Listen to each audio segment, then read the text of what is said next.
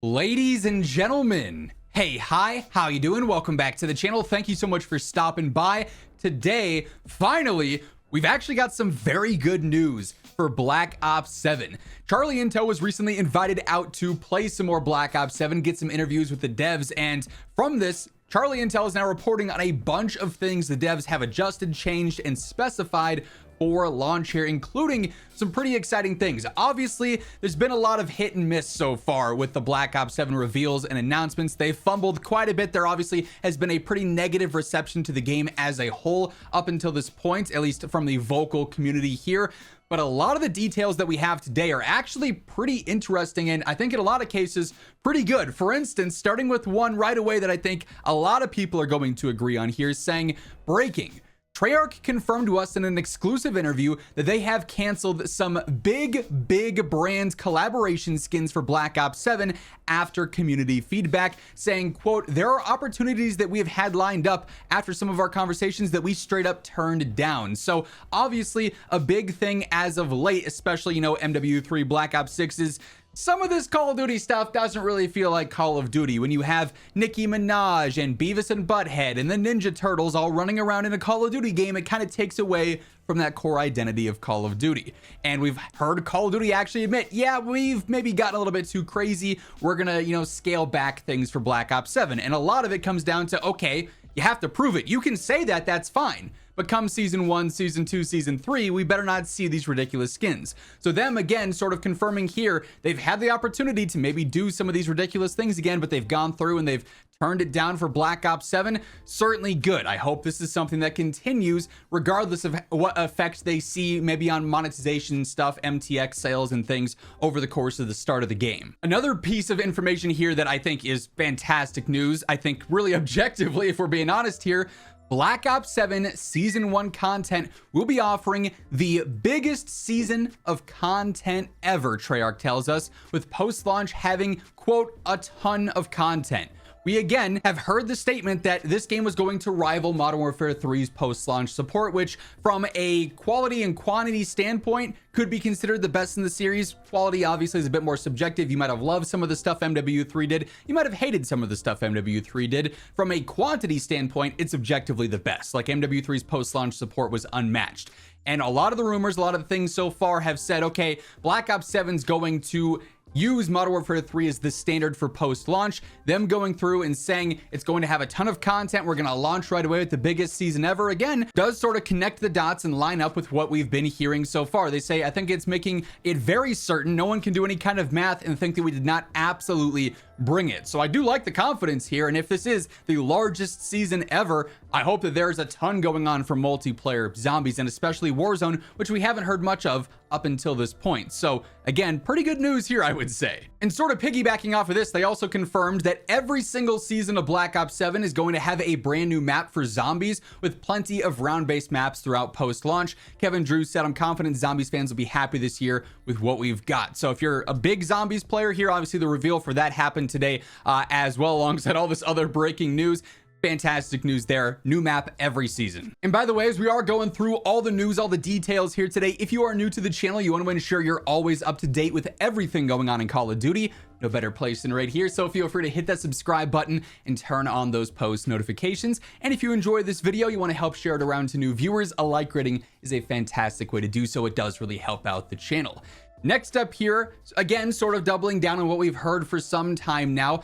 Whether you want to believe this or not is up to you, but Charlie Intel reports that Treyarch told them they had always planned for Black Ops 6 and Black Ops 7 since the start of development on both games back in 2020. Obviously, once they had finished production on Cold War, we told Activision in 2020 that we wanted to do Black Ops 6 and Black Ops 7 back to back. They had probably heard that there were some talks of doing MW2 and MW3, and so then they said, hey, we want to do these back to back. So yes, again, this does confirm Black Ops 6 4-year development, Black Ops 7 5-year development. Now, development obviously split between these two games. Don't know if you could call it a full 4 years or a full 5 years, but timeline wise, from 2020 to when it releases in November, Black Ops 7 will have been worked on for 5 years. And I think that should set an expectation. Treyarch should live up to a certain standard for a Call of Duty game with the most development time ever. even if it was being split with the game they had to produce prior to this one releasing.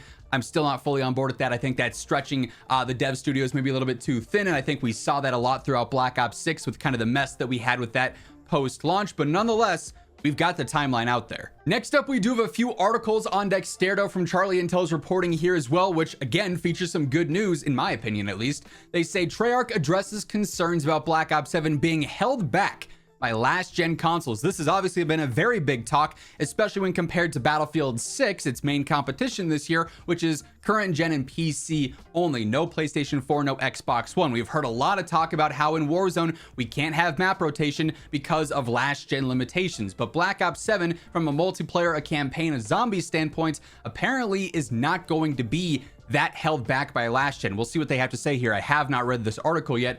Although not many games are still being released on last gen, Black Ops 7 will be, seeing other franchises like Battlefield ditching it. There's concerns that Call of Duty's continued cross-gen status is holding it back. However, in an interview with the devs, they said otherwise. Black Ops 7 is built for current gen and PC. The way that we've talked about it always is you should never be thinking about old gen for the features that you're designing, Yale Miller explained, Treyarch's senior designer of production. They would build the game for PlayStation 5, Xbox Series, and then PC, and then look at what they could do on PlayStation 4 and Xbox One. If the feature works on last gen, then it'll be on last gen. If it won't, they won't include it. So just a heads up. And I really hope that this gets out there to players who are still on PlayStation 4 and Xbox One. So again, if you want to share the video around by leaving a like on it, actually sharing it, it's always appreciated, because the goal here is to inform you guys as much as I can and as best as I can. If you're playing this game on last gen, the experience will be hindered. Your experience will be heavily diminished compared to current gen and PC. And the devs are outright saying that here. Lawrence Metten brought up theater mode as an example of this. That's something we wanted to do this year. Theater, we can't support it on old gen. There's not a reason not to do the feature. We're going to bite the bullet and just disable it on old gen. They said the core game is still the same and they do what they can to put lots of players and zombies on the screen, but the visual experience is nowhere near where it needs to be. So this statement alone to me says that they just should probably drop it. Now, I'm sure it's Activision leads and executives and definitely Microsoft saying, hey, we're getting every single penny and dime that we can get out of this game. You're putting it out on old gen, right? I'm sure that's just where the business front is overriding the gameplay and the design front. But like that's as obvious as it can be. The game should not be on last gen if it's going to be this much of an inferior product. Why are they still making the game? A shocking number of people still play it. So ultimately, at the end of the day, it comes down to it's a moneymaker for them still.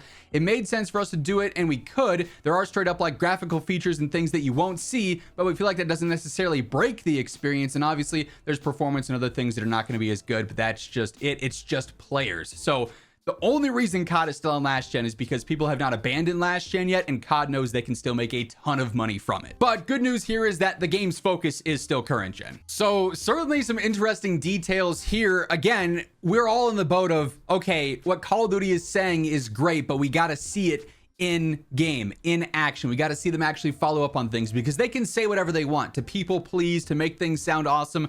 They actually have to do it, though, for us to believe it at this point. That's just how the community is with Call of Duty's trust or lack thereof. But what we are hearing here, I think, is pretty solid. It does seem like they are heavily responding to feedback, whatever is forcing them to do that. Low pre-order numbers, Battlefield 6 pressure.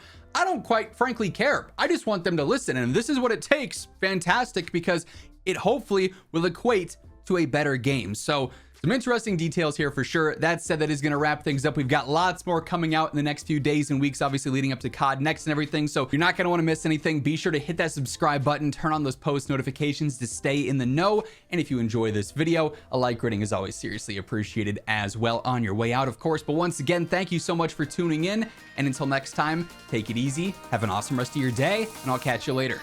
Peace out.